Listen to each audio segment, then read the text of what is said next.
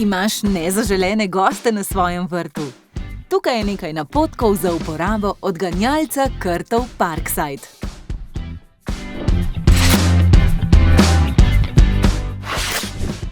Najbolje je postaviti več naprav v vrsto, tako nastane nevidna podzemna stena.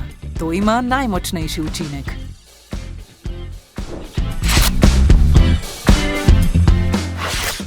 Krti in voluharji se zaradi frekvenc vznemirijo in prestrašijo.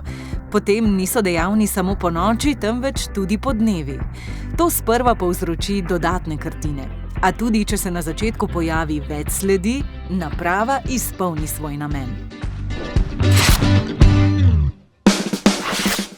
Če se v bližini naprav ne pojavljajo več krtine, prestavi odganjalce krtov, da lahko živali korak za korakom potiskaš nazaj.